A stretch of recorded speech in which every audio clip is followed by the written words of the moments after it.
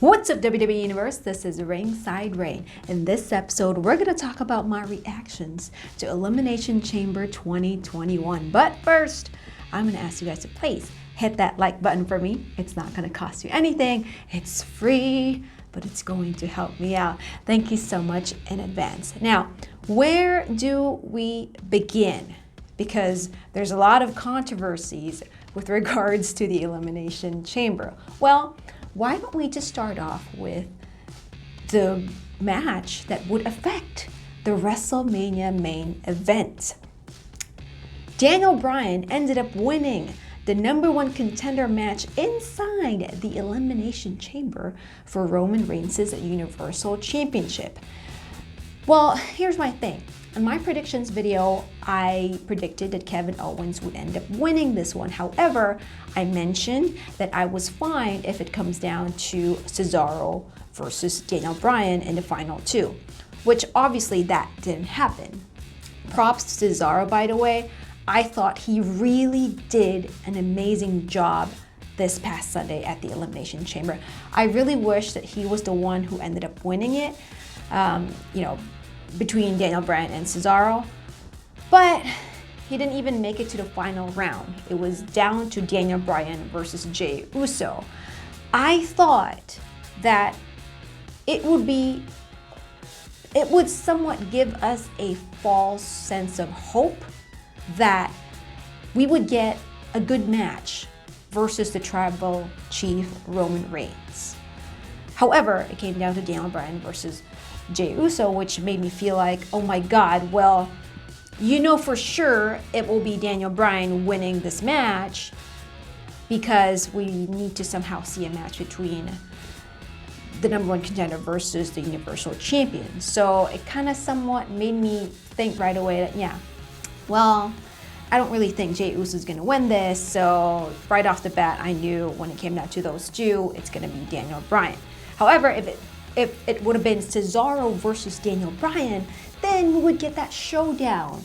Because if I remember correctly, it was Daniel Bryan versus Cesaro who started the Elimination Chamber match for the #1 contender for Roman Reigns' title. So I was hoping for more of that because these two against each other, they're really good. And I guess the silver lining was Jey Uso didn't win the #1 contender match. However, I was somewhat a little bit disappointed when right after the #1 contender match inside the Elimination Chamber, Roman Reigns came out with Paul Heyman, and we basically had the Universal Championship match between the Tribal Chief versus Daniel Bryan. And it happened that quick, and the Tribal Chief, Roman Reigns, retained his Universal title. But here's the thing. This is how it's affecting the WrestleMania main event, because as the Tribal Chief was celebrating after his victory and retaining his Universal title, here comes Edge and speared the Tribal Chief, basically making his pick for his WrestleMania main event match. Well, a lot of us are happy about this match because it's basically a dream match. I'd love to see Edge versus Roman Reigns. I mentioned in my past videos, I'd love to see Edge versus Drew McIntyre as well. But you know what? The past few weeks that these two have been kind of talking trash to each other, I really want to see Reigns versus Edge now. So I'm excited for that. Now, the other match that would also affect WrestleMania would be what happened during the women's tag team titles match. It's Nia Jax and Shayna Baszler versus the SmackDown Women's Champion Sasha Banks and Bianca Belair, who is the winner of this year's Women's Rumble. Belair and Banks didn't end up winning the women's tag team gold because Reginald, the sommelier, Carmel sommelier, ended up celebrating too early, hence causing a distraction to the boss, Sasha Banks, and Nia Jax ended up pinning the boss and retaining their tag team gold. Now, I don't know how this is going to play along with the storyline between Banks and Belair.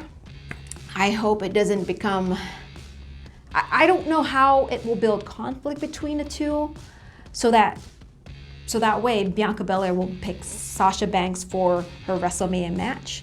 But I'm a little confused as to what's going on here. I hope it wouldn't be a triple threat match for the SmackDown Women's title. Basically Sasha Banks versus Belair versus Carmella, because I really want to see Belair versus Sasha Banks for the SmackDown Women's title. Now, I'm going to move forward to the United States title match. And hear me out on this. This is going to be a setup for the grand finale of the Elimination Chamber pay-per-view. During the kickoff, it was reported that Keith Lee wasn't medically cleared to be in a triple threat match for the United States title. So, John Morrison ended up winning the match to determine Keith Lee's replacement.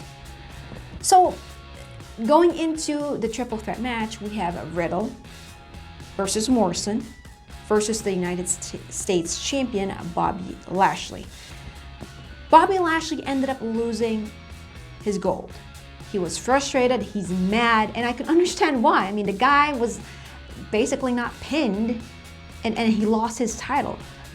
Riddle ended up pinning John Morrison, hence Bobby Lashley losing his title to Riddle. Later on, we see MVP talking to The Miz backstage. We couldn't hear what they're talking about. But, man, leading up to the main event, I was already thinking, man, the Raw Elimination Chamber is starting way too early. Why? And then it hit me. Bobby Lashley was mad. He lost his title. MVP was talking to The Miz backstage. Who caused Bobby Lashley to lose his title? Well, The Miz's friend, John Morrison. So what's going on here? And then the Raw Elimination Chamber match starting way too early. What is going on? Oops. The Miz has the Money in the Bank contract. I figured it out. I thought that was a great setup for The Miz to later on that night cash in his Money in the Bank. Well, let me pause here for a second. Drew McIntyre ended up winning the Raw Elimination Chamber, hence him retaining his title. I was hoping that The Fiend or Alexa Bliss would somehow distract Randy Orton, but that didn't happen. But I guess that's okay. I think it put the spotlight mainly on what happened with The Miz cashing in his Money in the Bank contract. Drew McIntyre ended up retaining his WWE title, and then what happened next?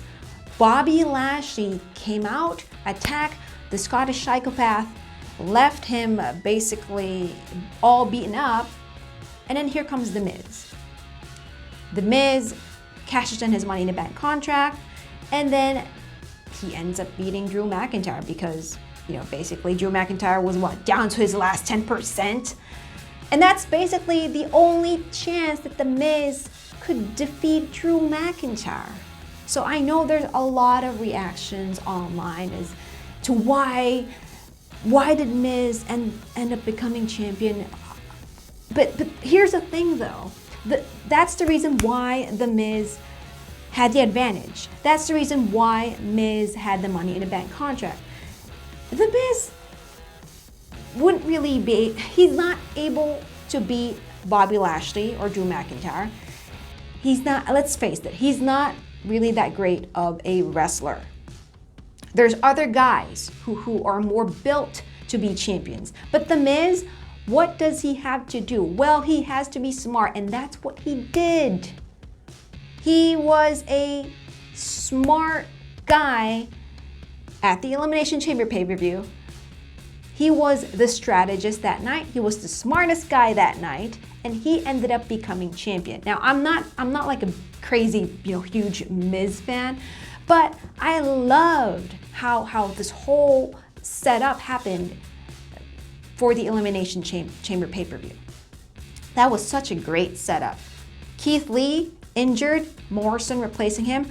I don't know if Keith Lee's really injured. I've seen conflicting reports online, so I'm not going to claim that Keith Lee is actually injured.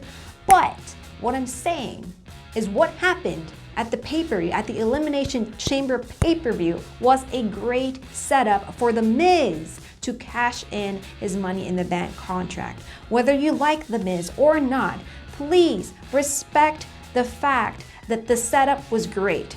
Storyline-wise, I thought that was a great setup. And you guys might not agree with me if you don't like The Miz. And again, I'm not saying this because I'm a huge fan of The Miz.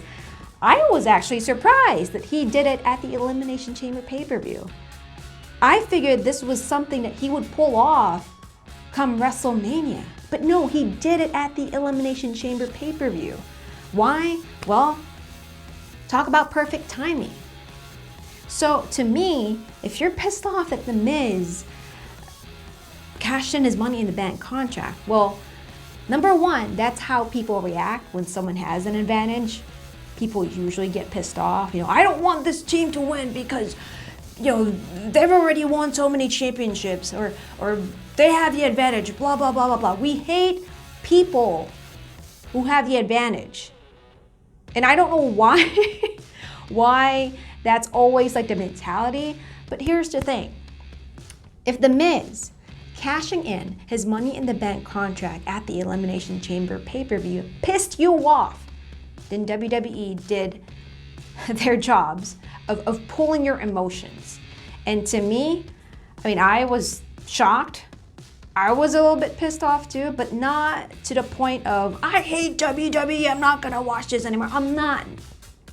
I respected more the whole creativity of it. The whole setup of this story. And if you guys, please post your comments down below. Let me know what you guys think, because I'm not trying to argue with anyone. To me, this is one of those, okay, let's face it. Anytime The Miz would cash in his Money in the Bank, someone's gonna get pissed off anyway. So why not do it at a time where there's so much great setup, right? Well, all right, I've basically vented out a lot here in this video. Well, let me know what you guys think. Post your comments down below, and please hit like, share, and subscribe to my videos. Also, if you haven't yet, follow me on Instagram and Twitter at @RingsideRain. And as always, check out my videos here, my WWE audition tapes, my manager videos. I can be really mean. I love doing these reviews because I love hearing from all of you as well, but please be respectful, be nice. We're all wrestling fans, we love wrestling. Let's be nice to each other, and this is our passion, this is our art. Let's enjoy it as much as we can, right? All right, until then, TTYL, jabronis.